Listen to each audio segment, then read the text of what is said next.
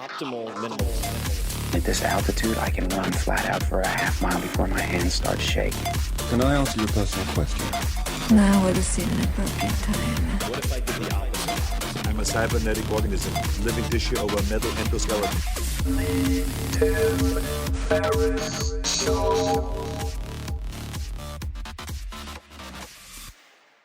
This episode is brought to you by ExpressVPN. I've been using ExpressVPN since last summer, and I started using it as a full retail paying customer. I always test things before considering sponsors, and I find it to be a super reliable way to make sure that my data are secure and encrypted. You like how I said data are, like a pompous ass? But I like to ensure that my data are secure and encrypted, but to do so without slowing down my internet speed. If you ever use public Wi-Fi at, say, a hotel or a coffee shop where I often work, and as many of my listeners do, you're often sending data over an open network, meaning no encryption whatsoever. One way to ensure that all of your data are encrypted and cannot be easily read by hackers or script kiddies or whoever is by using ExpressVPN. And the onboarding process for ExpressVPN, meaning the sign-up flow, the use of the product, is one of the best I've ever seen in my life. All you need to do is download the ExpressVPN app on your computer or smartphone and then use the internet just as you normally would. You click one button in the ExpressVPN app to secure 100% of your network data. It's kind of ridiculously simple. And as many of you know, I only recommend brands that I have researched and vetted thoroughly. For me, of the many VPN solutions out there, ExpressVPN is one of the best on the market, and I use it personally. Here are a few reasons why. First, privacy. ExpressVPN does not log your data. Lots of cheap or free VPNs make money by selling your data, believe it or not, to ad companies and so on. ExpressVPN developed a technology called Trusted Server to prevent their servers from logging your information. Second, speed. Many VPNs slow your connection down or make your device seem sluggish, just to a crawl. I've been using ExpressVPN for a while now, as I mentioned, and my internet speeds are blazingly fast. I don't even notice it. Honestly, I forget that it's even on. So that includes when I connect to servers thousands of miles away or during travel, I can still stream HD quality videos with zero lag. The last thing that really sets ExpressVPN apart is how easy it is to use. As I mentioned earlier, unlike other VPNs, you don't have to input or program anything. You just start up the app, click one button, and that's it. Super, super simple. And by the way, it's not just me saying all this about ExpressVPN. You've got TechRadar, The Verge, CNET, and many other publications rating ExpressVPN as the #1 VPN in the world. So consider protecting yourself with the VPN that I use and trust. Use my link, expressvpn.com/Tim today and get an extra 3 months free on a 1-year package. That's expressvpn.com/Tim. Visit expressvpn.com/Tim to learn more. This episode is brought to you by LinkedIn Marketing Solutions. These days, as you know, with 1 million messages per minute, not enough hours in the day, how do you really catch people's attention? This is where LinkedIn can help. With LinkedIn ads, you can catch the right professionals, the right people at the right time. And I'll tell you how I'm using them personally in a minute. LinkedIn ads can drive traffic to landing pages, for instance, engagement, and for many of you, most importantly, conversions, whether that's registrations for an event, downloads of white papers and ebooks, or other important metrics. Me, personally, I'm going to be testing LinkedIn ads to drive signups to my free newsletter, 5 Bullet Friday, which I've realized drives just about everything else. With precise targeting through LinkedIn, entrepreneurs, startups, and SMBs, that's small, medium-sized businesses, can better and more cost-effectively reach the people who matter. To them specifically. With more than 62 million decision makers on LinkedIn, you're able to connect with the business leaders or just the target audience who are most relevant to your company and deliver a clear call to action. That's always where I focus a lot of my energy, obviously, headline and call to action. LinkedIn ads allows you to cut through the clutter and ensure your messages are getting through to the people you most want to target. So huge, medium-sized, and small businesses alike are all making the most out of LinkedIn ads. Entrepreneurs, solopreneurs, you name it. So try it for yourself. LinkedIn is offering a free $100 LinkedIn ad credit to launch your first campaign. Simply visit linkedin.com/TFS, as in Tim Ferriss Show. Again, that's linkedin.com/TFS. Terms and conditions apply. Hello, boys and girls, ladies and germs. This is Tim Ferriss, and welcome to a very special episode of The Tim Ferriss Show. I have wanted to interview this incredible guest since day one of this podcast, somewhere between 6 and 8 years ago, and she is a living legend, Dr. Jane Goodall. She was born on April 3rd, 1934 in London, England. At the young age of 26, she followed her passion for animals in Africa to Gombe, Tanzania, where she began her landmark study of chimpanzees in the wild, immersing herself, like no one had before, in their habitat as a neighbor rather than a distant observer. Her discovery in 1960 that chimpanzees not only use but make tools rocked the scientific world and redefined the relationship between humans and animals. In 1977, she established the Jane Goodall Institute, JGI, to advance her work around the world and for generations to come.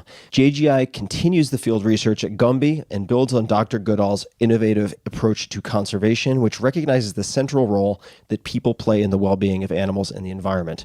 In 1991, she founded Roots and Shoots, a global program that empowers young people in nearly 60 countries, and since its inception in 1991 has greatly impacted youth in more than 100 countries to act as the informed conservation leaders that the world so urgently needs. Today, Dr. Goodall travels around the world, normally 300 plus days a year, although certainly quarantine changes that, speaking about the threats facing chimpanzees, environmental crises, and her reasons for hope. And we do talk quite a lot about our current situation, and I spoke to her from her childhood home in England. In her books and speeches, she emphasizes the interconnectedness of all living things and the collective power of individual action. Dr. Goodall is a UN messenger of peace and Dame Commander of the British Empire. If that is not one of the coolest titles you've ever heard, I don't know what is. The next chapter of Dr. Goodall's life's work unfolds in a brand new documentary, and I highly, highly recommend watching it. Jane Goodall, The Hope, premiering on Earth Day, April 22nd. That's this April 22nd at 9 Eastern, 8 Central on Nat Geo, Nat Geo Wild, and Nat Geo Mundo. The 2-hour special takes viewers through the chapters of her amazing journey in the 60 years since her groundbreaking discoveries in Gombe, researching wild chimpanzees, including her activism, creation of her nonprofit organization, the Jane Goodall Institute, as I mentioned earlier, JGI, and Roots and Shoots, the youth program, which you can find out more about at rootsandshoots.org, along with her current efforts to inspire the next generation. Dr. Goodall's work through the Jane Goodall Institute is advanced through the generous support of their donor family, people like you and me, in other words. To show your support, visit janegoodall.org/Tim. You can find her on social, on all social platforms at Jane Goodall Inst, as in institute, at Jane Goodall Inst, INST. And you can find out more about her youth program and visit them on social, on all social platforms at Roots and Shoots. And without further ado, please enjoy this wide-ranging conversation that I so thoroughly enjoyed myself with Dr. Jane Goodall. This episode is brought to you by AG1, the daily foundational nutritional supplement that supports whole body health. I do get asked a lot what I would take if I could only take one supplement. And the true answer is invariably AG1. It simply covers a ton of bases. I usually drink it in the mornings and frequently take their travel packs with me on the road. So what is AG1? AG1 is a science-driven formulation of vitamins, probiotics, and whole food sourced nutrients. In a single scoop, AG1 gives you support for the brain, gut, and immune system. So take ownership of your health and try AG1 today. You will get a free 1-year supply of vitamin D and 5 free AG1 travel packs with your first subscription purchase. So learn more, check it out.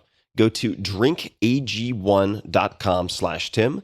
That's drinkag1, the number 1, drinkag1.com/Tim. Last time, drinkag1.com/Tim. Check it out. Dr. Goodall, welcome to the show. Thank you very much. I'm thrilled to finally connect. I don't use the word hero much, but you've certainly been a hero and an idol to me for many decades. In a previous lifetime, I wanted to be a marine biologist. And I am also very lucky in a sense that I have you in one place, because your team has told me that you travel and have traveled 300 plus days a year for the last several decades. But my understanding now is that you are in Bournemouth, and I thought we would start perhaps close to the beginning, and this certainly takes place in England. Just as context from your childhood, I understand that you grew up during wartime, and I would love to hear you describe what that experience was like. Well, I'm really glad I grew up at that time because although it was shocking, we were in Bournemouth, but some bombs were dropped here. The German fighters used to dump their bombs near the coast if they hadn't managed to hit the target. And we're sort of in the middle. So we heard the bombs falling. We had sirens, air raid warnings. We had to go into an air raid shelter, which was a little tiny cage, really, supposed to be keeping people safe. So families with children were issued them. And people were killed and damaged. And we never knew where the bombs would fall in London. My uncle was a surgeon, so he'd come back every other weekend with shocking tales of what had been happening. But the reason I say I was glad I grew up then is because I learned to take nothing for granted. One square of chocolate was a huge treat. Food was rationed, clothes were rationed. We had very little money. There was no television. The only television were the newsreels. That was just about the war. And so books became very, very important. And I've still got my childhood books. They're here with me in the room as I speak to you. And so we luckily had this garden. It's my grandmother's house. And I spent lots and lots of time out there with my dog. So the really shocking part was hearing about the Holocaust and seeing photographs of the skeletons of the Jews when the camps were opened up. The skeletons of living people. And that really, it changed everything. And I started thinking, age 10, about good and evil. So that was my growing up in the war.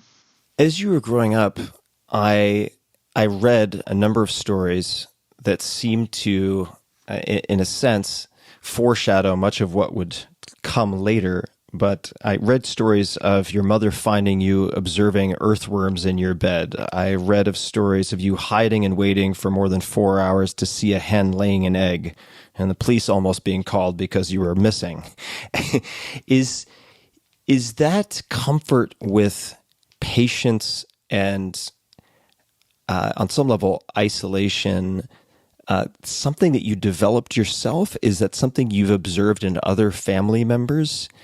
I would love to hear you comment on that, if you could. It was just me. All the family, loved animals, but they didn't observe them or watch them. Or I didn't have any example at all. I was just born that way. And the luck was having such a supportive mother. Earthworms in my bed. Imagine all the earth and the muck. And lots of mothers would have been horrified and thrown them out of the window. But she just very quietly said, they'll die here. And we took them back in the garden. And then the hen house story, it's one I tell a lot because we went to stay on a farm in the country.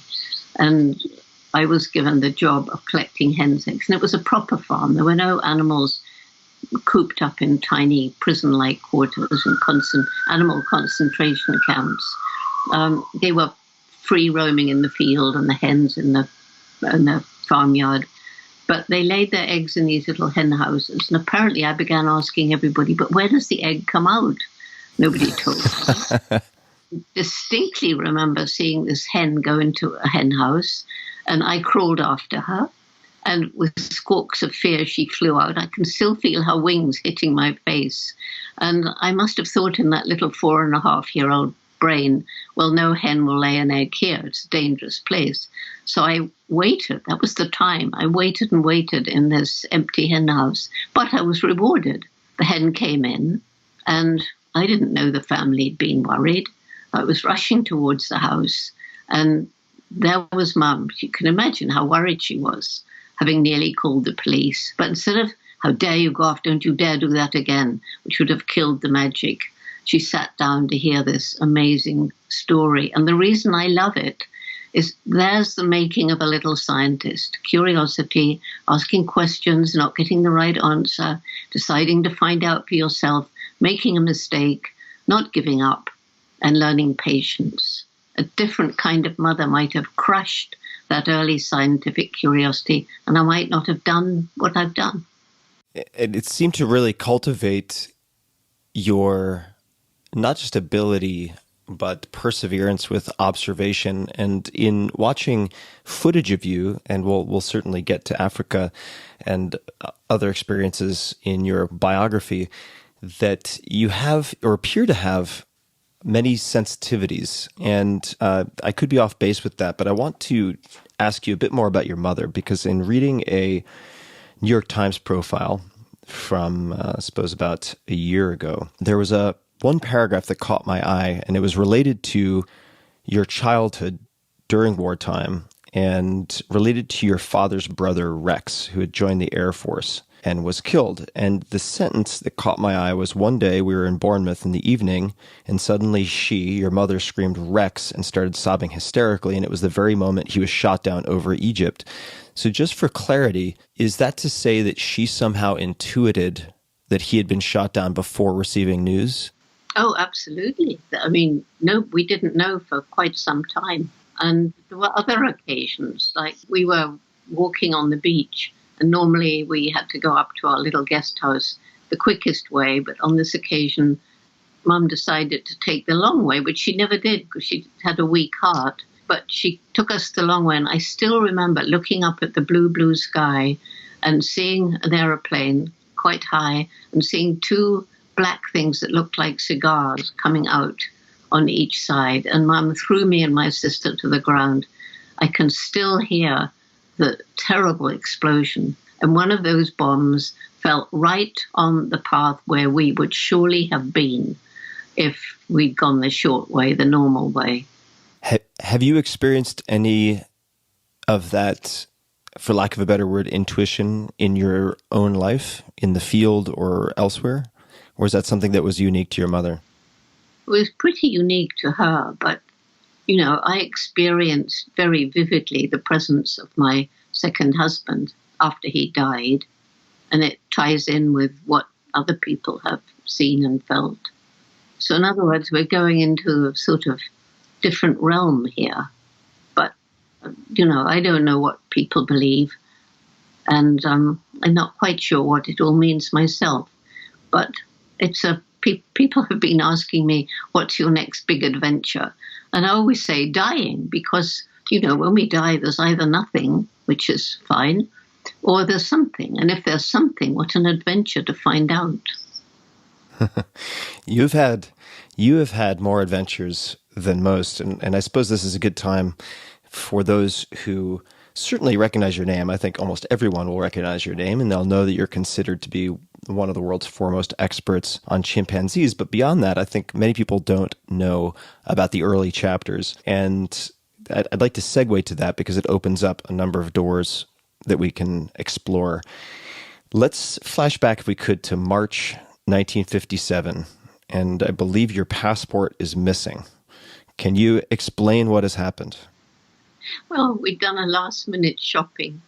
And, of course, in those days, there weren't planes going back and forth. That's how long I've lived. And it was by boat. And we were actually on a train, a bus or something. I can't remember the details. And suddenly I found I didn't have my passport. And I remembered we'd been shopping in Peter Jones. And so Mum rang up. Shop said they'd found it. We found somebody to go and collect it who rushed to the dock. Otherwise, I couldn't have sailed and all my money would have been wasted. So what a drama, what a way to start. And that money, just for those who aren't familiar, that was painstakingly gathered over a rather long period of time with various jobs, was it not? It's not like you had this in a bank account just waiting to be used for whatever purpose for a long period of time. When I left school, there was no money for university, and I had to have a job. We had very little money. So I, first of all, did a secretarial course, which was boring, but I got my diploma, I got a job. And then came the letter from a school friend inviting me to Kenya. So you couldn't save money in London. So I went home and got a job as a waitress in a hotel around the corner. Very hard work in those days. Families coming to spend a week by the seaside, and you had to look after them for a whole week if you wanted any. And the tips were small, but I made sure they all knew I was saving up for Africa. So that's how I got the money. I would love just to spend a moment, and we don't have to spend a lot of time on this, but discussing Louis Leakey. And I've read various accounts of how you connected with him, but I'd like to hear it directly from you.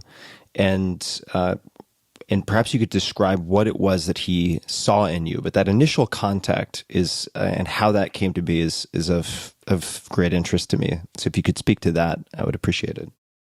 Okay, well, I'd been staying with my friend for about, I suppose, a couple of months. And somebody said to me at a party, if you're interested in animals, you really should meet Louis Leakey. He was curator at that time of the Natural History Museum, but of course he's best known as a very eminent paleontologist. He'd spent his life with his second wife, Mary Leakey, searching for the fossils of Stone Age ancestors across Africa. And so I was very shy back then, but I rang the museum and said I'd love to make an appointment to meet Dr. Leakey. And a voice said, "I'm Leakey, what do you want?" Intimidating. But anyway, I was so passionate about animals. I went to see him, and he took me all around. He asked me many questions about the stuffed animals that were there. And I think he was impressed that because I'd read everything I could about Africa, I could answer so many of his questions. Well, I mentioned earlier that boring secretarial course that I did. 2 days before I met Leakey, his secretary had suddenly quit. He needed a secretary, and there I was. You never know in this life. So I'm suddenly surrounded by people who can answer all my questions about the mammals and the birds and the reptiles, the amphibians, the insects, the plants. It was heaven. Oh, you asked Leakey's, what did he see in me? Yeah. He had a feeling that women made better observers. He thought they were more patient. He also wanted somebody to go and study chimpanzees because of his interest in human evolution. So the fossils of early man that he was uncovering, you can tell a lot from a fossil about whether the creature walked upright, the muscle attachments, the wear of the tooth shows you roughly the kind of diet, but behavior doesn't fossilize. So he reckoned there was a ape-like, human-like common ancestor about 6 million years ago, which is now generally accepted. And that he thought, well, if Jane finds behavior in chimps and humans today that is similar or the same, maybe it came directly from the common ancestor and has been with us through our long, separate evolutionary journeys, in which case he could have a better way of imagining how his early humans used to behave. So he wanted a mind uncluttered by the reductionist thinking of the animal behavior of people at the time. It was a very new science. They were anxious to make it a hard science, which it shouldn't be. And so the fact I hadn't been to college was a plus, and the fact that I was a woman was a plus. So I was just hit it lucky. Well, he seems to have picked the winning lottery ticket, or at least a very formidable combination of traits. And if we take that mention of patience, or his belief that in part women make better observers because of more patience, if we flash forward then to you landing in Gombe Stream National Park, Tanzania, if I'm getting the pronunciation correct. I was watching the first Nat Geo, or maybe not the first, but the one of the more recent Nat Geo documentaries about you, titled Jane. And in that, and also in your writing, I believe it took something like 5 months of constant effort and having chimpanzees flee from your presence to finally be what we might call accepted.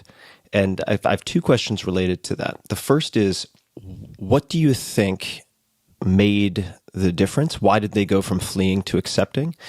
And second is, when you first really had the opportunity to look deeply into a chimpanzee's eyes, what did you see? And just as importantly, what did you feel?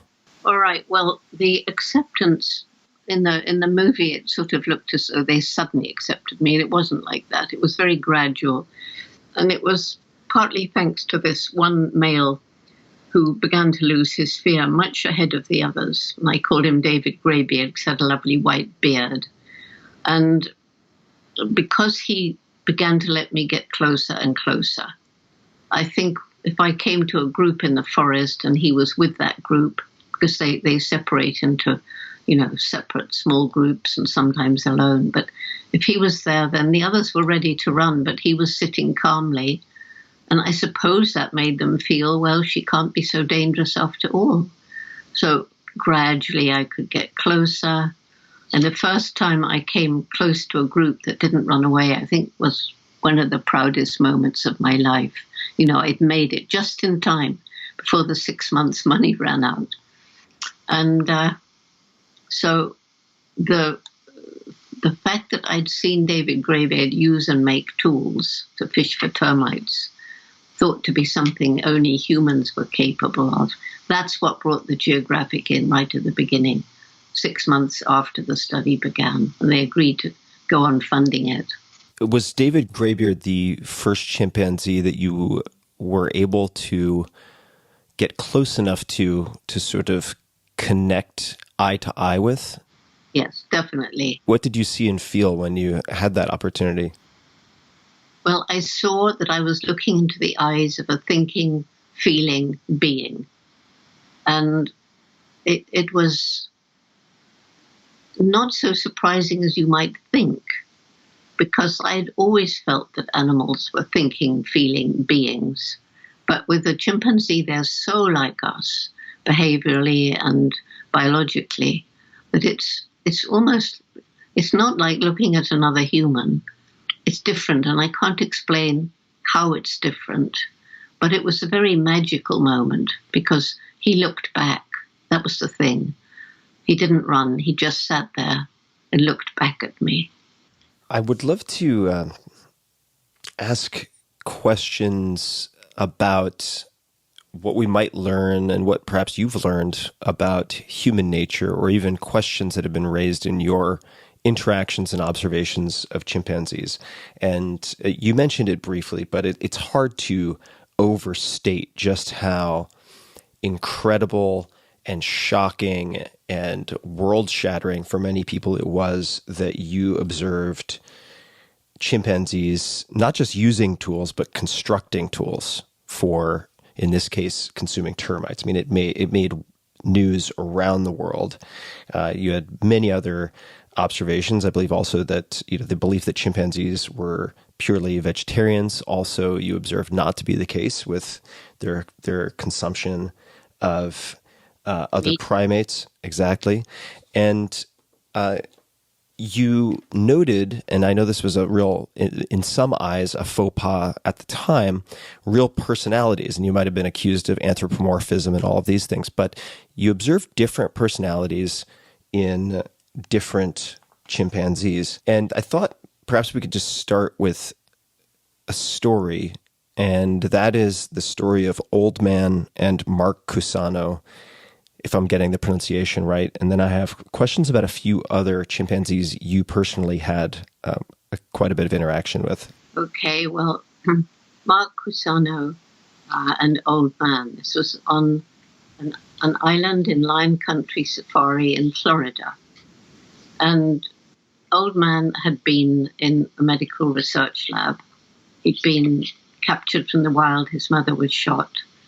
And he was called Old Man because an infant chimp who's distressed and frightened, they have wrinkled faces and they huddle and they do look very old. And he was lucky. He was about 12. And for some reason, he was no more used to the lab. And he was put on an island with 3 females, 2 of them from medical research, 1 from a circus. And Mark Cusano was employed to look after them. And he was told, don't go anywhere near them. They're vicious. They hate people. They're much stronger than you. They'll kill you. So he threw food from his little paddle boat onto the island. And he began watching them. And a baby was born. So Old Man was the father. And he felt, these are such amazing beings. I must have some kind of relationship with them if I'm to look after them. So he began going closer and closer. And one day he held out a banana in his hand. And when Old Man took it, he said, I know how you felt when David took a banana from you. One day he went onto the island. One day he groomed Old Man. One day they played. And Old Man laughed. And they became basically, it was a friendship. And then one day, Mark slipped, it had been raining, fell flat on his face, unfortunately frightened this infant who was the love of Old Man's life. The Old Man used to protect him and carry him and share food. Well, the mother, hearing her child scream, raced and attacked Mark, biting into his neck. The other two females, to support her, ran in. One bit his wrist, one bit his leg. And Mark thought, well, how on earth am I going to get away from them? Because they're much stronger than us. He looked up. He saw Old Man thundering across the island with a furious scowl on his face. And he thought his time had come to die, or he'd come to protect his precious infant. But what Old Man did was to pull those three screaming, roused females off Mark and keep them away while Mark dragged himself to safety. And I met Mark when he came out of hospital. He said, no question, Old Man saved my life. And so, I always think if a chimpanzee who's been abused by people can reach out to help a human friend in time of need, then surely we, with our greater capacity for compassion, can do the same to the chimpanzees in their time of need. Thank you for telling that story. And it's, I think, a useful and beautiful segue into a discussion of some of the other things that you observed. And in this case, we see compassion on the part of Old Man. And then perhaps on the other hand, you've also observed quite a lot of aggression and violence within chimpanzee communities. I think it was 1974 to 78 Gombe Chimpanzee War. I saw footage of, I think it was the Southern troop being annihilated, or at least the dead bodies of those chimps. I believe, and please correct me if I'm wrong, that in some cases dominant females will deliberately kill the young of other females to maintain dominance. Observing that in chimpanzees, but also observing the compassion as you have, what has that led you to believe or infer about human nature? Well, it's interesting. When I began talking about that aggression, many scientists told me I should play that down because it might indicate that aggression in humans was inherited from our past ancestors, which for me was very clearly the case. And I thought, well, I'm not going to be bullied. I never have been by scientific opinion. So I continued to talk about it. And it was a time you wouldn't remember. It was 1977, I think. And it was a time when whether aggression is innate, inborn, or acquired, learned, was a huge controversy. And that's when I first really talked about it to a scientific community. And I don't know, I mean, it seems obvious to me that we've inherited from our common ancestor traits of aggression and also traits of compassion and empathy. To what extent, if we take an example from your personal experience, and I know very little about Frodo, but Frodo seems to have been amongst the chimpanzees you had exposure to one of the more aggressive. But I'd love to hear you speak to this. And how would you explain the variance among chimpanzees, was it also appear to be innate? Did it seem to stem from some type of trauma? How did you think about that, and perhaps Frodo specifically? Well, they're all different. Some are much more aggressive than others, just like we are.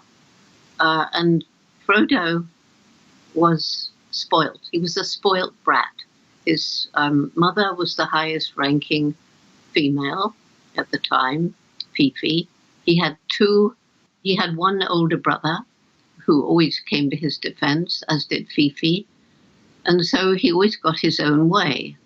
And he was a real bully. So if there were two young ones playing, same age as him perhaps, and he came to join them, they would stop playing immediately because they knew if he entered the game, he'd suddenly become rough and cause one of them to be hurt. So it wasn't just humans, field assistants, and especially me, that he targeted with his displays, hitting over, dragging. I got it worst of all. I was stamped upon. But he was not trying really to hurt me. He was trying to assert his dominance. And I guess they don't realize quite how strong they are.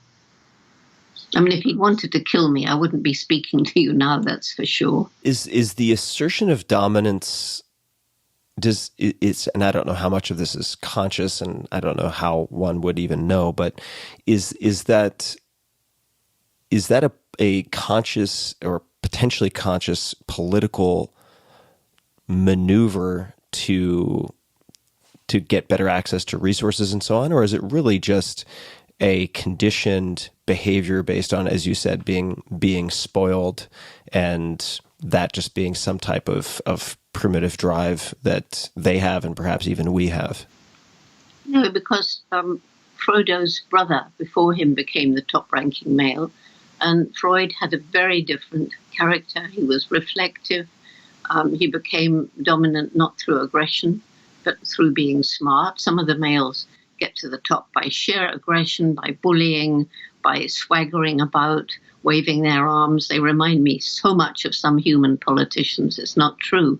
But there are other males who get to the top by skillfully forming alliances, and they only tackle a higher-ranking male when their ally is there to support them.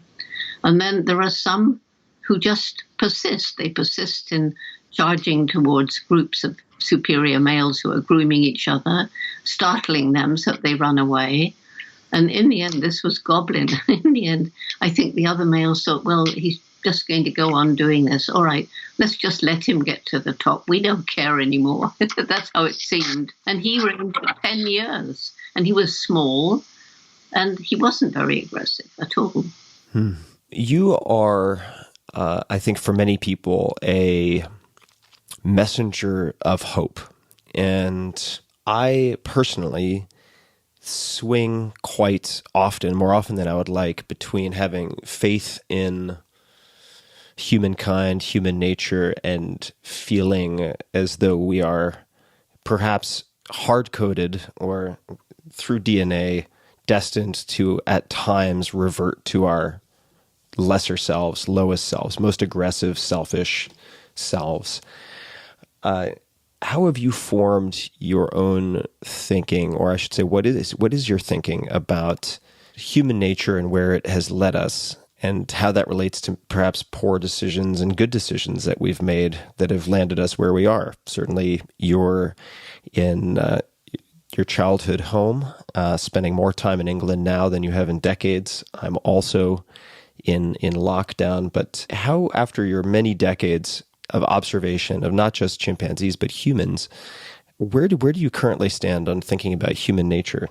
Well, I find, sadly, that there are some people who really cast a very bad light on human beings if we look down from another planet.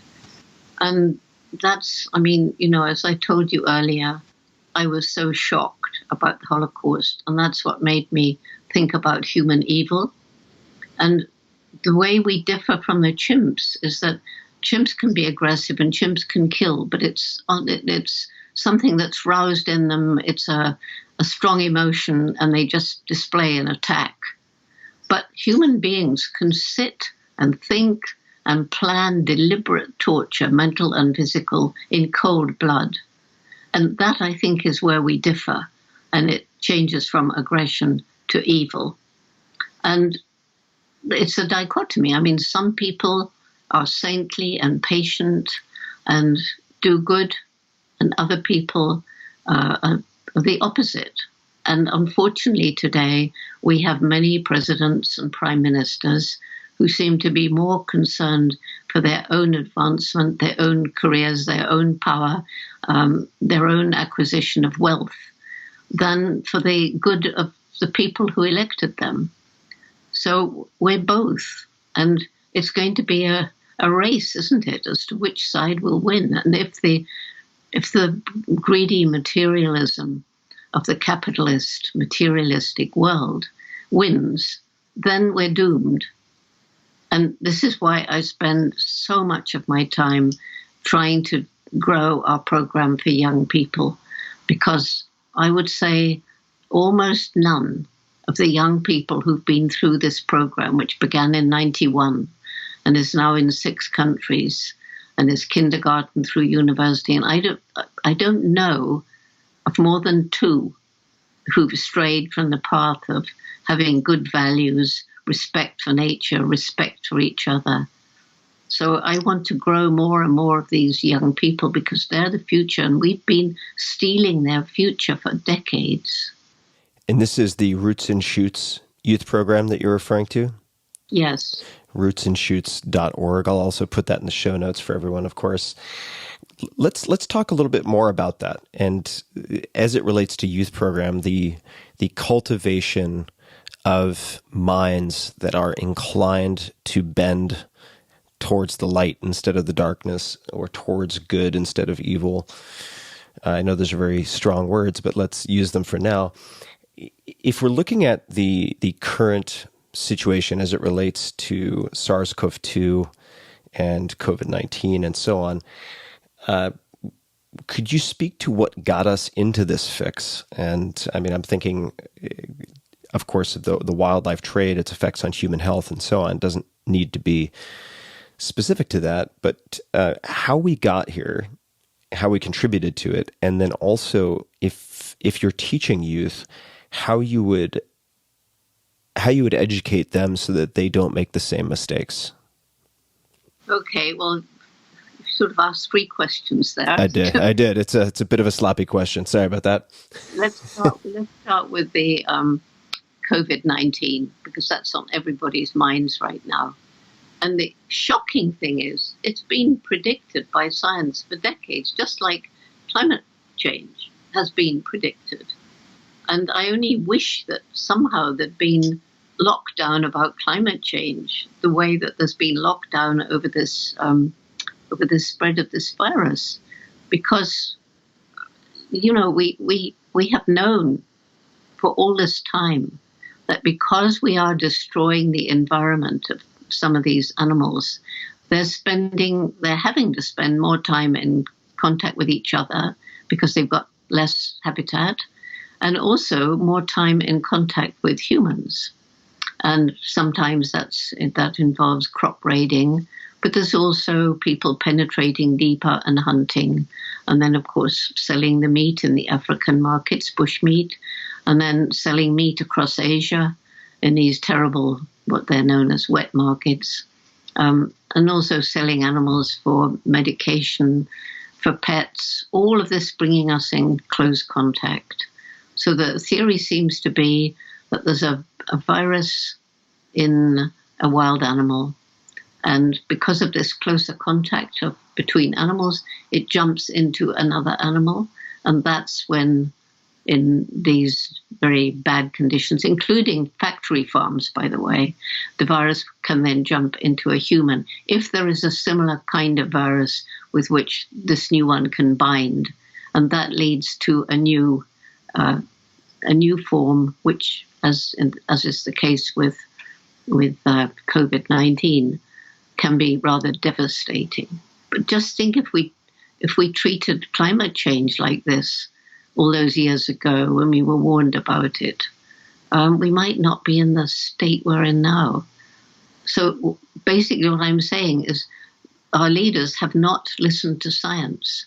The big corporations have not listened to science. And hundreds of people, now we're in this materialistic, money-grabbing age, just want to carry on with business as usual. They don't want to think about not eating all the meat they want, or not favoring the destruction of a piece of habitat to build yet another shopping mall.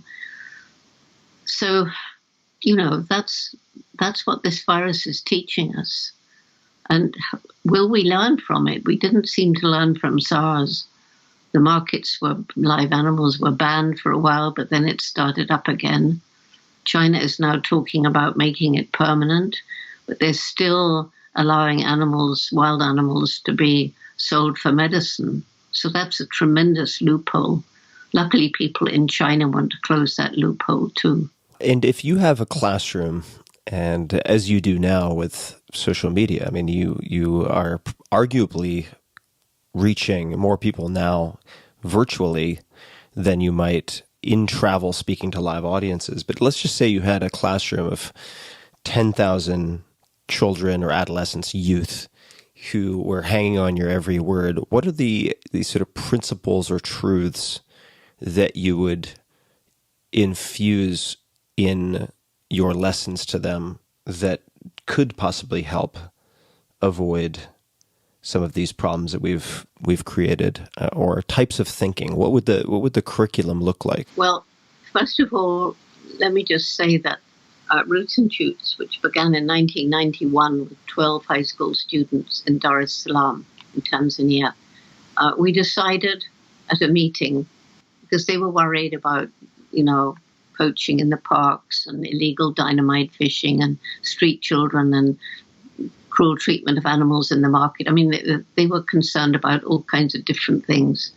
So we decided that the main message of this new program that we wanted to start together would be that every single individual matters, has a role to play, and makes a difference every single day, with a choice as to what kind of difference to make. Right from the beginning, because I learned about the interconnection of things in the rainforest, how every species matters and has a role to play, we decided that every group formed would choose between them 3 projects, one to help people, one to help animals, one to help the environment. And they would share their projects with each other. And so we began listening to them. What did they feel mattered? How could we help them? And when young people understand the problems and we empower them to take action and listen to their voices, it's quite extraordinary. I mean, my main reason for hope is traveling around the world, as I have been. I've met so many young people. They've been part of Roots and Shoots or similar groups, shining eyes, wanting to tell Dr. Jane what they've been doing to make this a better world. And because they can choose, they're passionate, and they sit down together and they discuss it. It's very democratic. They discuss what they can do between them. They sometimes ask for help, maybe a parent, maybe a teacher. And then they roll up their sleeves and take action, whether it's restoring a wetland, whether it's installing rubbish bins or organic gardens in the schools, whether it's saving up money to help earthquake victims. And because we put them in touch with each other, face to face when possible, but virtually, which is wonderful, they are inspiring each other. Yes, we do have some curricula because some countries want it. UK wanted a curricula, so we're in 1,700 schools now. And some of the African countries want curricula. Sometimes it's just, so yes, I do have messages for them. And I do talk to them about the role that they can play, about the importance of thinking about the consequences of the little choices you make each day, how people may look different, sound different, have a different language, a different color of skin, but if they fall and bleed, the blood is the same. If they weep, the tears are the same. And kids get it. So it's not so much teaching, it's sort of, the values have developed. They've grown up with the program. And we now have a number of adults in quite high places, and they have kept their values as they leave the program and move on into adult life. So we've got teachers and people in government and people in law, and they're just remembering the importance of respect. Is a key word: respect for the environment, respect for animals. And of course, I tell them about animals and how each one has a personality, a mind and emotion, how pigs and rats and octopus are amazingly intelligent, and how they can feel pain and fear and despair. So it depends on the children and their age, kindergarten, university, everything in between. Depends what I tell them. But I do as many gatherings of young people as I possibly can. And as you say, now I can do it virtually, and I can talk to them about things that I've learned. I recall a few years ago speaking with a friend of mine who I consider to be a good father, a good parent, and I asked him what advice he would have for someone like me, considering having children. I have none of my own yet. And his advice, he had a number of pieces of advice, but his first was, teach your children to be optimists. And it seemed like a precursor or a prerequisite for so many other things. And I'm looking at a Time magazine article that you wrote in 2002. And I just want to read one paragraph and then ask you to elaborate or speak to it. So here's the paragraph. The greatest danger to our future is apathy. We cannot expect those living in poverty and ignorance to worry about saving the world. For those of us able to read this magazine, and my side note, or listen to this podcast, it is different. We can do something to preserve our planet. You may be overcome, however, by feelings of helplessness. You are just one person in a world of 6 billion. How can your actions make a difference? Best, you say, to leave it to decision makers, and so you do nothing. Can we overcome apathy? Yes, but only if we have hope. And I'd love to hear you speak to that, and also just to how you cultivate hope, whether that's in yourself or the people you speak to. Well, I have my reasons for hope, which I'm always sharing with people. But this thing of people feeling helpless because they don't know what to do, this message of our youth program, that every individual makes a difference. And, if it's just you picking up trash, if it's just you saving water, then it wouldn't make the slightest bit of difference. But because people are becoming more aware all around the world, then there's not just you, but thousands, millions of people picking up trash and saving water. And so the message again being, think about the consequences of the small choices you make every day. What do you eat?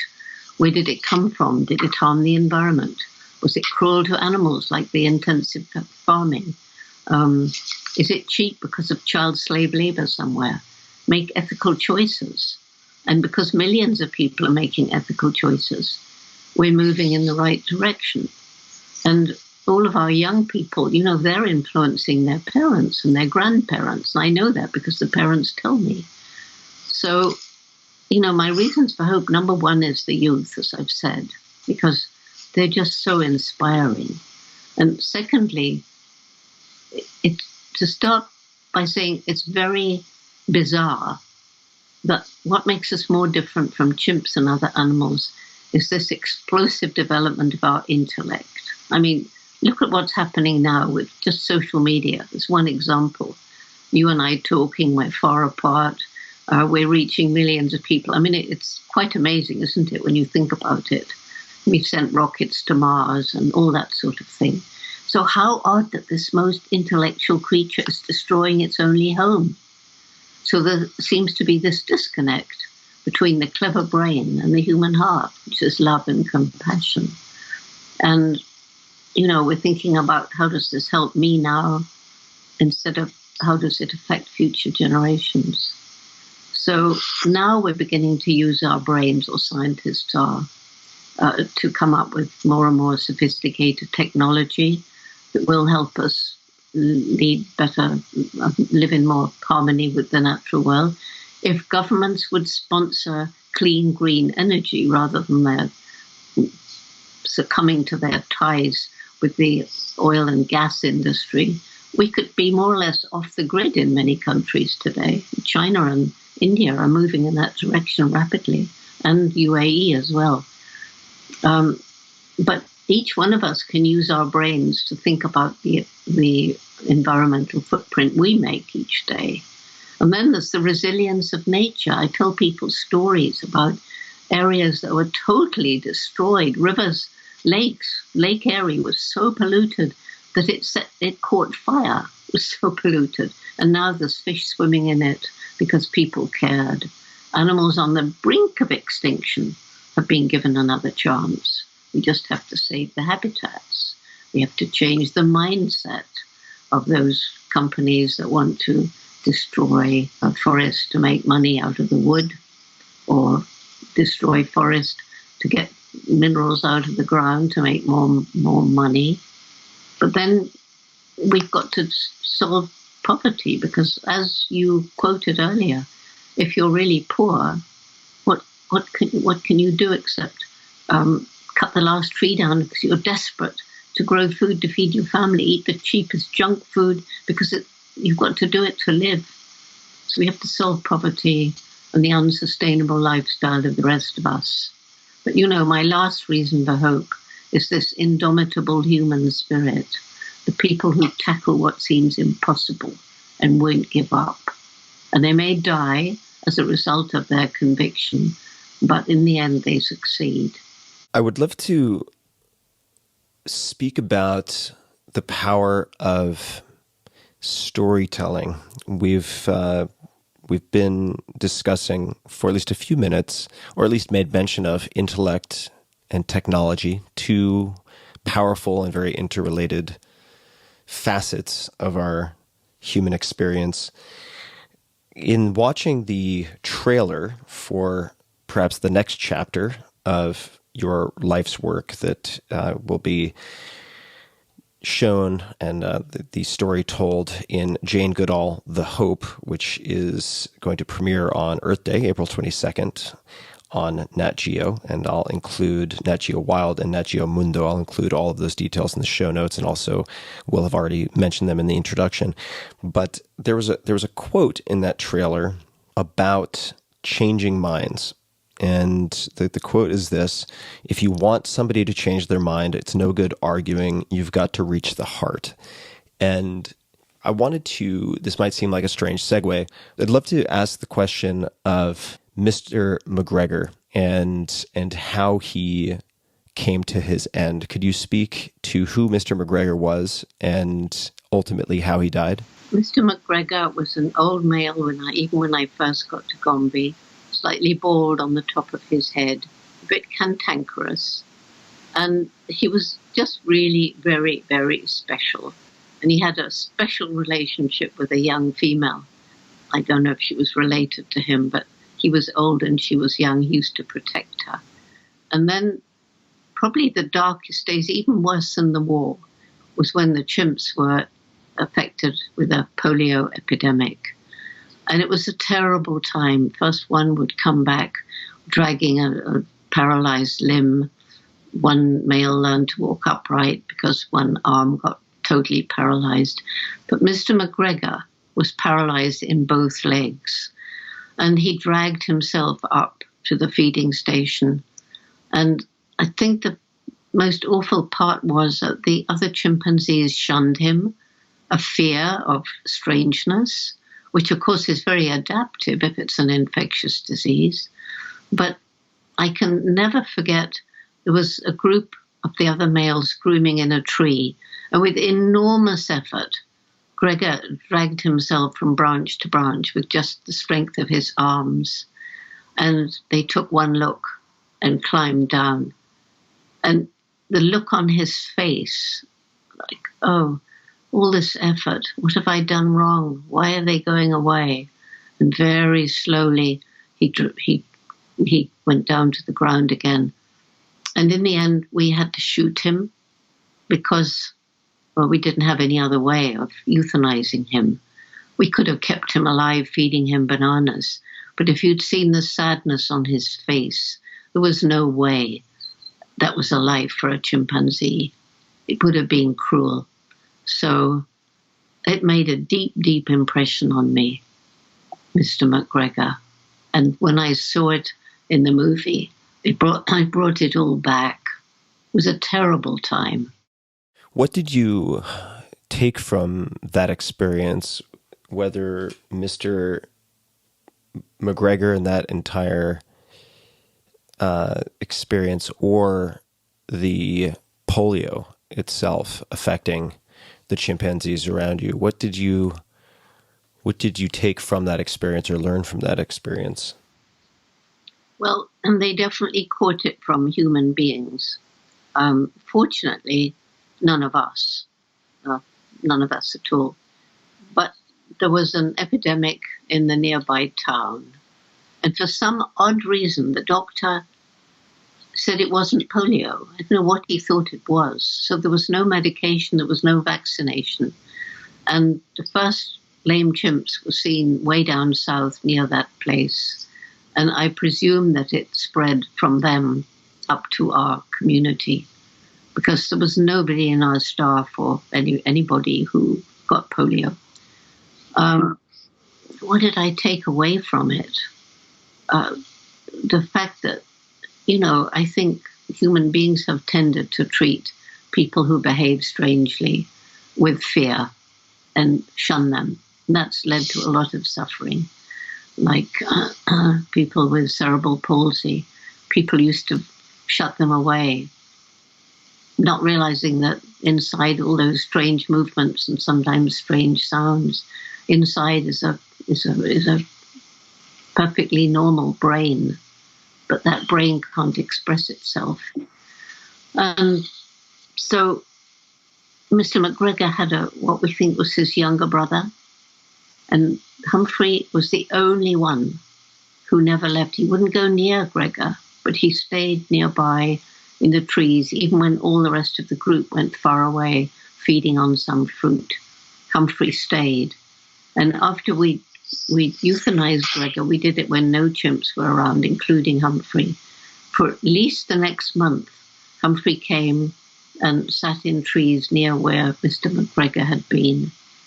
So it just taught me a lot about how chimpanzees and humans react to something strange. If we then look at the work you're doing now, the work you've been doing over the last several decades, but particularly with the youth program, and also in my mind, trying to affect change with decision makers, the people in positions of power who are responding to their own incentives, whether that could be getting reelected, could be power of some other type, it could be acquisition of capital, could be any number of things. Are there any stories that you have found particularly effective for reaching the heart to grab the attention of people as you've traveled and spoken with so many over so many decades? Is there anything that sticks out to you? Well, first of all, you're absolutely right. It's telling stories. I always try and spend a little bit of time finding out the person I'm going to meet, if it's somebody, in government or something. Do they have children? Do they have dogs? I mean, just so you can start something off and not just, I'm here for this, blah, blah, blah, lobbying on the Hill, for example. And then try to tell stories, because I've found that if you point fingers, if you're argumentative, if you're blaming, then you don't see change, because they're not going to let, especially a woman, some high-powered man is not going to let a woman make him look stupid by saying, oh, you're right and I'm wrong. Change, I believe, has to come from within. And so if you can reach the heart, and there was a medical research lab And I managed to get better conditions in that lab by reaching the heart of the director of the lab, telling stories about the chimps. And there was another director of a lab, and this is slightly different, but he had a 16-year-old daughter who came to one of my lectures, and I was showing secretly filmed footage of the awful conditions in the lab of which he was director, conditions for the chimps. He said his daughter came back one day from this lecture sobbing and saying, "Daddy, you're so cruel. How can you do this?" And he said, "Jane, for 2 years I absolutely hated you, but he said, please, could you come and see the lab now? Because you are right." And I never accused him directly. It was through his daughter, and he changed the lab completely. And then the last story I love. I was in a taxi. It was very early in the morning. I was very tired. I was going to have a snooze on the way to the airport. And, he'd heard that I was one of those animal lovers. And, he couldn't stand that. And his sister was one of those animal lovers, too. And there were all these poor people. And why weren't we helping them? What was it about animals? So I thought, well, that's the end of my snooze. And I pulled open the little window, leaned forward in the jump seat. And I told him stories about the chimps and stories about dogs all the way to the airport. When we got there, and he just grunted and, I thought, well, it didn't make any difference, but I had to try. He owed me £10 at the end because he didn't have any change. So I said, well, give it to your sister for the work she does in the shelter, animal shelter. I never thought he would, but I got back 2 weeks later, and there was a letter from the sister, and she said, first of all, I really want to thank you for your donation, but secondly, what did you do to my brother? She said, he's listening to me. He's been 3 times to help me in the shelter. So it's always worth doing your best because you never know what effect that is going to have. Sometimes you will never know. It was pure luck that ended the way it did. That's incredible.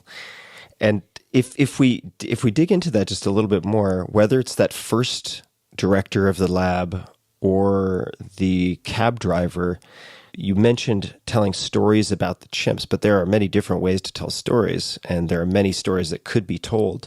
What types of stories did you tell either of them that you think could have had that impact? Oh, well, I talked about the very strong bonds between family members, the maternal behavior. I told stories like when one infant lost his mother. He was 3 years old, little Mel. He didn't have an older brother or sister who would have adopted him because that's what they do. But he was adopted by a 12-year-old unrelated adolescent male who carried him around, who shared his food with him, drew him into the night nest so that they slept curled up together. And most amazingly, an adolescent male will usually keep well out of the way of adult males when they're socially roused and charging about and screaming. But little Mel, who normally would have been taken away by his mother before he got into danger, and Spindle risked everything by running in to rescue him if he got too close to those males, even though he was beaten up quite badly himself because the adolescent males are scapegoats for the big males.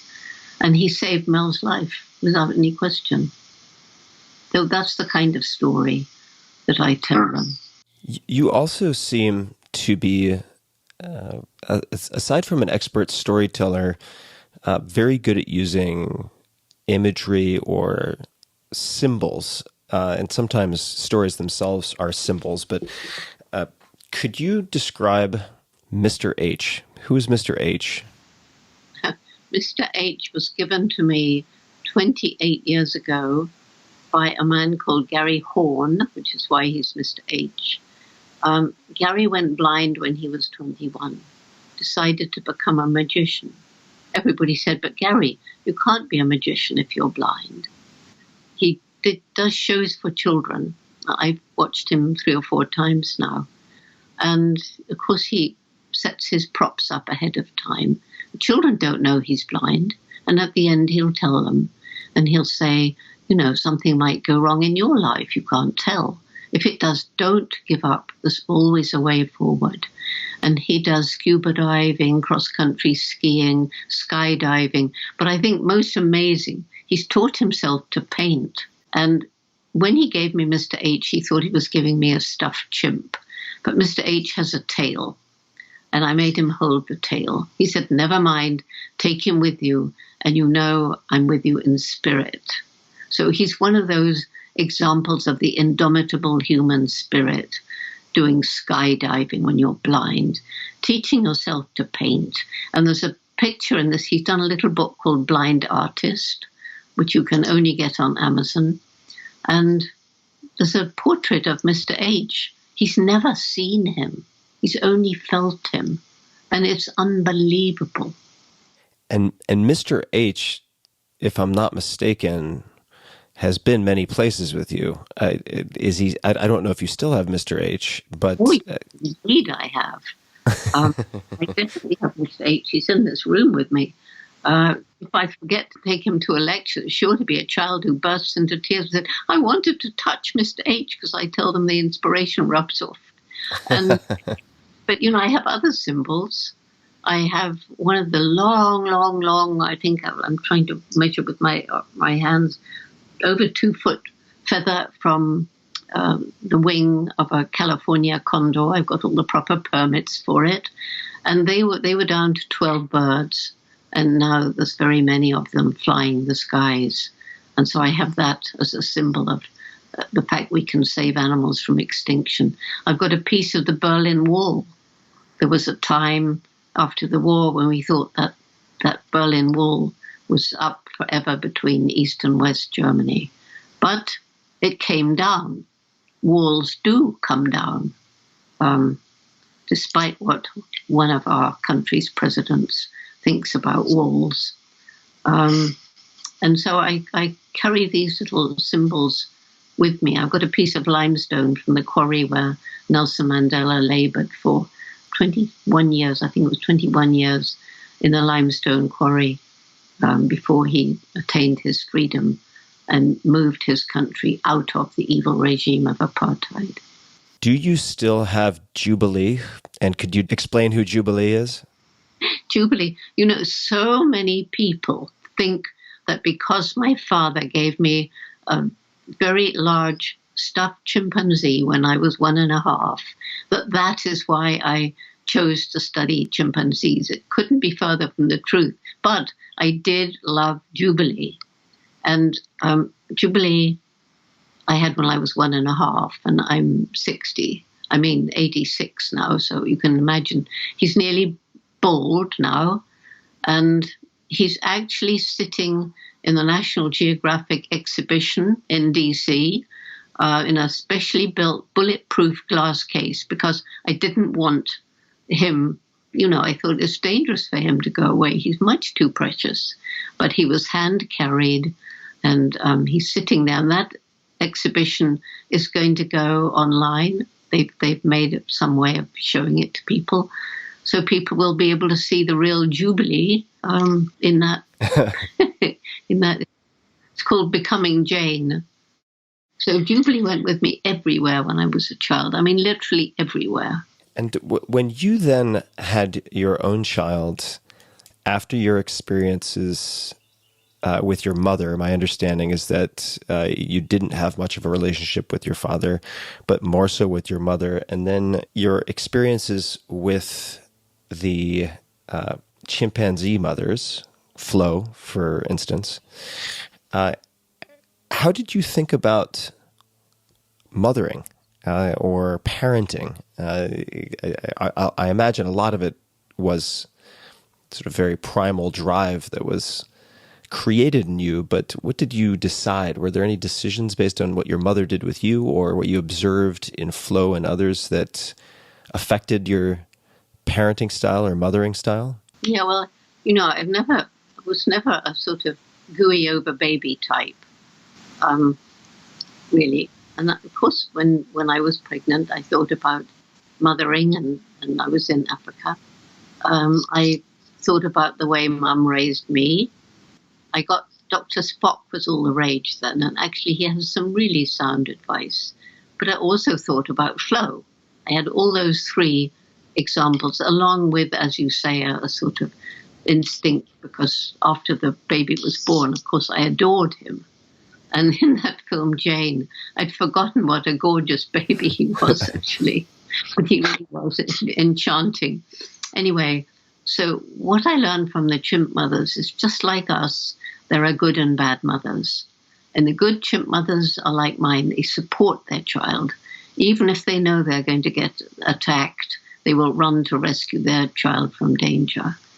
And the offspring of those, now we can look back and find that they tend to do better. They're more assertive, more confident. The males reach a higher position in the hierarchy, probably sire more offspring, and the females are better mothers. But the one thing that I really took away from Flo and the other chimp mothers, they love to play with their babies. They would spend hours playing with them. And I thought, yes, I'm going to have fun with my baby too. And I did a lot of things that chimp mothers did, lying on my back and sort of dangling grub from my feet and tickling him and things like that. So I had a lot of fun with him, and that came from the chimps. How did he get the name Grub? It was very silly. He was born about the same time as a little chimp called Goblin, and Goblin was a very messy eater. I mean, all the other chimps would tumble around playing and come out sleek and black, and he'd have every burr around stuck to his hair. And one case, he got hold of a very big banana. It was about as big as him, and he's eating it, but, he eats far too much. So he takes a mouthful, large mouthful. He spits it into his hand. He looks at it, and then he smashes the hand with the banana all over his face. My son, he was a messy eater too. He didn't want to be weaned, and he didn't like baby food. And he would do much like Goblin. He was a complete mess with it. And so it became Goblin the chimp, Goblin Grub. And then my son became Grublin Gob. So his real name is Grublin, his nickname is Grublin. And in the film, Jane, I'm referring to for people listening, and we don't have to spend a ton of time on this if you prefer to discuss other things, but I found myself wondering, after Grub was really raised in the bush and had this natural existence, at some point the decision was made to help him socialize and be educated. And I remember the footage in this film of walking down the street hand in hand in London. What was it like for him going from these all-natural environments to that urban environment and being dropped off at school? And just, I suppose, the time after that he was dropped off. Well, he was quite a bit of the time not in the bush. He was in Nairobi, and he did go to school there, so it wasn't that new. And also, my mother had been out visiting twice, so he knew her very, very well. And when he went back to England, he wasn't just dumped in a school. He went to live where I am now, in this house, actually in this very room. And so he was with an extended family, and he actually loved school. So, it sort of sounds brutal, but it was more brutal for me than him, because he enjoyed school, and I felt that I shouldn't have let him go, but I wouldn't have if Mum and the family hadn't been there. So he was in a very loving home, and it wasn't really that strange. How do you relate to being alone? It seems that you're very comfortable, incredibly comfortable, spending time solitary by yourself. Certainly in Africa, that seemed to be the case. How do you relate to that? I think that being alone is something many people fear. How do you think about it and relate to it? Well, when I was a child, I was spending hours alone out with the birds and watching insects with my dog, going up and down the cliffs of Bournemouth, which was actually really good training for Gombe. It's not that different. And I used to spend hours up in the top of my favorite tree, which I'm looking at right now. beach. It's a beech tree. And I felt, up near the birds and closer. I don't know. It was a wonderful feeling being alone. Being alone out in the forest in Gombe, absolute bliss. And the biggest problem with my life on the road is that I have so little time alone. So hotel rooms come to be a sort of haven in a way, because I can shut and lock the door and I'm alone. And do you find that you recharge by yourself, or what is your experience like by yourself? I know that might sound like a strange question, but many people busy themselves to avoid being alone or feeling alone. What does it feel like for you to be alone? It just feels really peaceful. It means that I can think my own thoughts. I can do things like reading, and I think being a child, growing up with no TV, reading is much less busy than watching a TV show. And I think it's very sad that so many children don't get to read more and have all this television all the time. I was in love with Tarzan, and when Mum saved up to take me to probably the first Johnny Weissmuller film that came over, great treat for Jane, she took me. And after a little while, I started to cry and she had to take me out. She said, "Whatever's the matter?" I said, "But that wasn't Tarzan." Because as there was no TV and no movies, I had my own Tarzan that I fell in love with, and it wasn't Johnny Weissmuller. And, they don't have that opportunity anymore, because right from the beginning, they're deluged with information of how they should see the world. You strike me as someone with not just unique perspectives on the world, but a unique capability in sharing them through not just storytelling and sheer endurance, but also a high degree of compassion. And this is all a way of leading up to a question related to something you mentioned earlier, and that is, you just a handful of days ago, really, turned 86, and you seem as sharp as ever, as busy as ever. Someone on your team was saying that their impression is that you seem to work from 6 a.m. to 10 p.m. with the exception of a dog walk in the middle.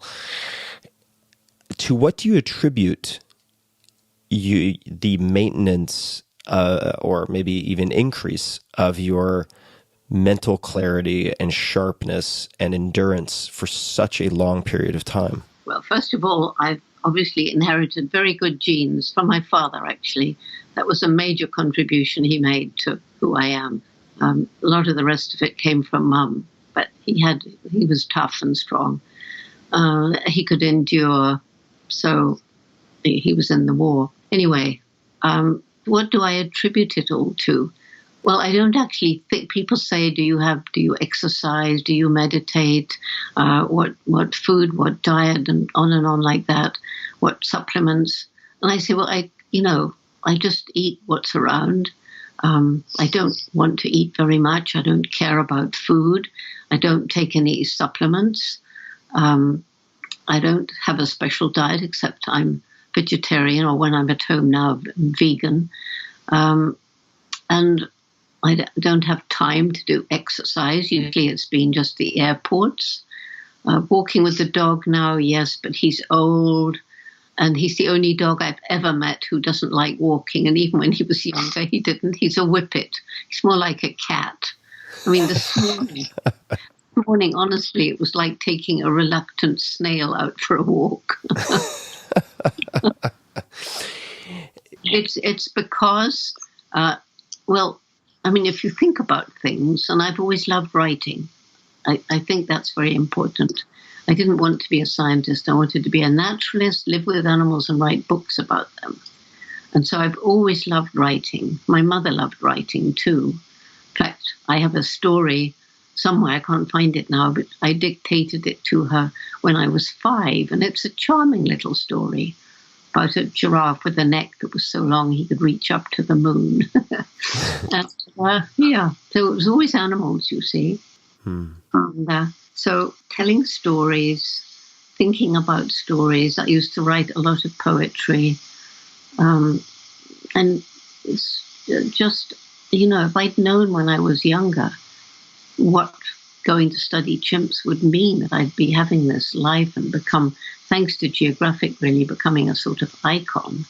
And when it first happened, I was really, really disturbed. Because, why were people thinking about me like that? I was just me. I was a lucky person. But then I realized, well, if people are going to recognize me because of Geographic and come up and want a signature or a selfie now, then I must make use of it and be nice to them and smile at them and give them a brochure and tell them about Roots and Shoots. So there was a time when, as I went around the US, you could see the Roots and Shoots group springing up in like a comet with a tail. But obviously, I look back on my life, honestly, Tim, and I see that there were stages, and at the end of a stage, there was a crossroads, and it never seemed that I consciously made a decision. It just was something that happened to change me. And I think I've made the right decisions. And I'm meant to be here, and I'm meant to be doing this. And that gives me extra, I suppose, endurance to cope with it. And I care passionately about the future for the environment, animals, and children. And I suppose because I think a lot, I gained wisdom, I hope, and I want to share it. Well, I think you're doing a fantastic, beyond fantastic job. And one thing I've also noticed and gathered from people who work with you on your team and seen certainly in videos is that many fans of yours, many people you encounter become very emotional in your presence. They might break down in tears, for instance. That is not always the case with figures who are well known. How would you explain that, or why do you think that's the case, that so many people get so emotional when they meet you? I don't know. I've thought about it a lot, and I've asked them, and they don't seem to know. And then they apologize, and I say, no, don't apologize. It's something that, for some odd reason, I inspire these tears. I ask them why they're crying, and they say, well, I never thought I'd see you. I can't believe I'm seeing you. I'm so happy to be here, and you've made my dream come true. And I suppose, I don't know, my grandmother used to cry every time she was happy. It seems like you make a lot of people happy, and perhaps it is, as a messenger of hope in many respects, that you give people hope. I think that there's, in some respects, a real shortage of hope in many people's minds. And media spend so much time giving the gloom and doom, and there is a hell of a lot of gloom and doom, I know. But there's also such wonderful things happening. And sharing the good stories, the successes, the nobility of so many people, the self-sacrifice, which we're seeing with the coronavirus too, then people realize all is not lost. There's still a lot that we can do to make this a better world. And after lectures, there's always at least one, and often more, people who come up and say, I had lost hope, but I promise you, I'm going to do my bit. Thank you for giving me some hope again. So I think this job of mine of giving people hope is a really important one right now more than perhaps ever before. And it's so compelling, I think, not just because you are good at giving people hope, but also because you are, in a way, living proof and the poster child for what hope can enable you to do, if that makes any sense. You're not just a passive commentator giving lip service to hope. You are a case study in how much fuel and endurance, in part, hope can provide. I think that's, at least for me, why it's so compelling and convincing and inspiring. So thank you for that. You said that your friend told you to teach your children to be optimistic. Yes. And I think it's really, you can't teach them that, but you can tell stories about people and encourage them and support them. So many parents have set views on what they want their child to be.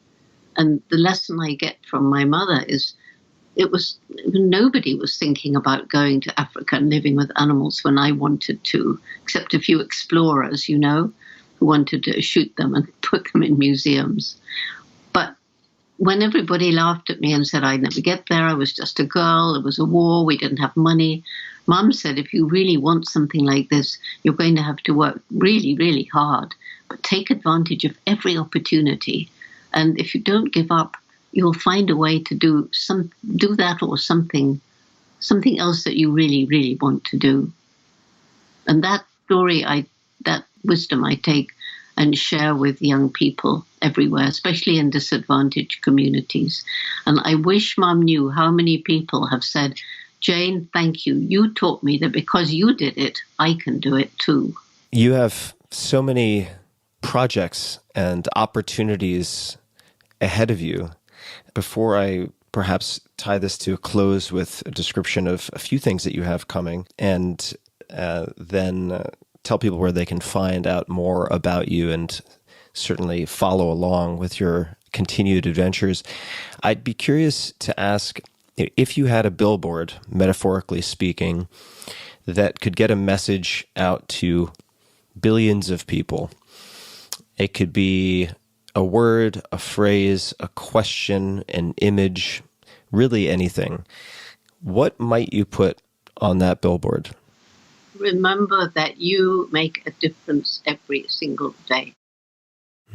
Perfect. That could not be more perfect. Dr. Jane Goodall, you have a new documentary. This is certainly continuing to showcase the incredible work you do. This is Jane Goodall, subtitled The Hope, which is premiering on Earth Day. That's this April 22nd, 9 Eastern, 8 Central on Nat Geo Wild, and Nat Geo Mundo. It is a 2-hour documentary special that will take viewers through chapters of your journey in the 60 years since your groundbreaking discoveries in Gombe, researching wild chimpanzees, including your activism, creation of your nonprofit organization, and also where people can find more about you, janegoodall.org.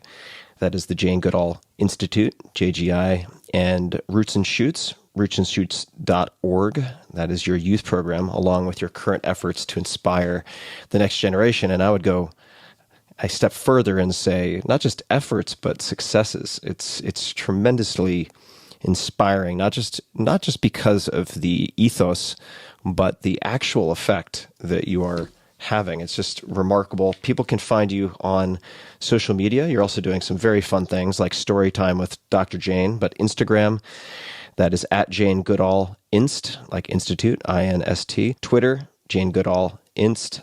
And same on Facebook, Jane Goodall Inst. And then the Roots and Shoots is the same on Facebook, Instagram, and Twitter. The handle is at Roots and Shoots. This has been such a tremendous honor and pleasure for me to spend so much time with you. I appreciate your generosity in granting the interview, providing the time, and also really keeping up the good fight and being a purveyor and spreader of hope in a world where it is so easy to succumb to despair and hopelessness. It's just tremendous. It's really a gift that you are providing. So I hope that you're able to feel that and let that sink in at times. But I appreciate you so much for taking the time to chat with me today. Well, I want to thank you too for giving me the chance to chat to you. And I get interviewed by lots and lots of people. And sometimes it's a bit boring. But I haven't been at all bored talking to you. So thank you, Tim. That really means so much. And please keep it up. I will do my best to get your message, your work, this interview to many millions of people who hopefully will in turn share it and spread it, because I think that hope really is the foundation here upon which so much else depends. And for everyone listening, I will have everything in the show notes, links to everything we discussed at tim.blog/podcast. And Dr. Jane Goodall, thank you so much. And I hope we get to meet in person someday. Oh, I'm sure we shall. Thank you, Tim Ferriss. Hey guys, this is Tim again. Just a few more things before you take off. Number one, this is 5 Bullet Friday. Do you want to get a short email from me? Would you enjoy getting a short email from me every Friday that provides a little morsel of fun before the weekend? And 5 Bullet Friday is a very short email where I share the coolest things I've found or that I've been pondering over the week. That could include favorite new albums that I've discovered. It could include gizmos and gadgets and all sorts of weird shit that I've somehow dug up in the world of the esoteric as I do. It could include favorite articles that I've read and that I've shared with my close friends, for instance. And it's very short. It's just a little tiny bite of goodness before you head off for the weekend. So if you want to receive that, check it out. Just go to 4hourworkweek.com. That's 4hourworkweek.com, all spelled out, and just drop in your email and you will get the very next one. And if you sign up, I hope you enjoy it. This episode is brought to you by LinkedIn Marketing Solutions. These days, as you know, with a million messages per minute, not enough hours in the day, how do you really catch people's attention? This is where LinkedIn can help. With LinkedIn ads, you can catch the right professionals, the right people at the right time, and I'll tell you how I'm using them personally in a minute. LinkedIn ads can drive traffic to landing pages, for instance, engagement, and for many of you, most importantly, conversions, whether that's registrations for an event, downloads of white papers and ebooks, or other important metrics. Me, personally, I'm going to be testing LinkedIn ads to drive signups to my free newsletter, 5 Bullet Friday, which I've realized drives just about everything else. With precise targeting through LinkedIn, entrepreneurs, startups, and SMBs, that's small, medium-sized businesses, can better and more cost-effectively reach the people who matter to them specifically. With more than 62 million decision makers on LinkedIn, you're able to connect with the business leaders or just the target audience who are most relevant to your company and deliver a clear call to action. That's always where I focus a lot of my energy, obviously, headline and call to action. LinkedIn ads allows you to cut through the clutter and ensure your messages are getting through to the people you most want to target. So huge, medium-sized, and small businesses alike are all making the most out of LinkedIn ads. Entrepreneurs, solopreneurs, you name it. So try it for yourself. LinkedIn is offering a free $100 LinkedIn ad credit to launch your first campaign. Simply visit linkedin.com/TFS, as in Tim Ferriss Show. Again, that's linkedin.com/TFS. Terms and conditions apply. This episode is brought to you by ExpressVPN. I've been using ExpressVPN since last summer, and I started using it as a full retail paying customer. I always test things before considering sponsors, and I find it to be a super reliable way to make sure that my data are secure and encrypted. You like how I said data are, like a pompous ass? But I like to ensure that my data are secure and encrypted, but to do so without slowing down my internet speed. If you ever use public Wi-Fi at, say, a hotel or a coffee shop where I often work, and as many of my listeners do, you're often sending data over an open network, meaning no encryption whatsoever. One way to ensure that all of your data are encrypted and cannot be easily read by hackers or script kiddies or whoever is by using ExpressVPN. And the onboarding process for ExpressVPN, meaning the sign-up flow, the use of the product, is one of the best I've ever seen in my life. All you need to do is download the ExpressVPN app on your computer or smartphone and then use the internet just as you normally would. You click one button in the ExpressVPN app to secure 100% of your network data. It's kind of ridiculously simple. And as many of you know, I only recommend brands that I have researched and vetted thoroughly. For me, of the many VPN solutions out there, ExpressVPN is one of the best on the market, and I use it personally. Here are a few reasons why. First, privacy. ExpressVPN does not log your data. Lots of cheap or free VPNs make money by selling your data, believe it or not, to ad companies and so on. ExpressVPN developed a technology called Trusted Server to prevent their servers from logging your information. Second, speed. Many VPNs slow your connection down or make your device seem sluggish, just to a crawl. I've been using ExpressVPN for a while now, as I mentioned, and my internet speeds are blazingly fast. I don't even notice it. Honestly, I forget that it's even on. So that includes when I connect to servers thousands of miles away or during travel, I can still stream HD quality videos with zero lag. The last thing that really sets ExpressVPN apart is how easy it is to use. As I mentioned earlier, unlike other VPNs, you don't have to input or program anything. You just start up the app, click one button, And that's it. Super, super simple. And by the way, it's not just me saying all this about ExpressVPN. You've got TechRadar, The Verge, CNET, and many other publications rating ExpressVPN as the #1 VPN in the world. So consider protecting yourself with the VPN that I use and trust. Use my link, expressvpn.com/Tim today and get an extra 3 months free on a 1-year package. That's expressvpn.com/Tim. Visit expressvpn.com/Tim to learn more.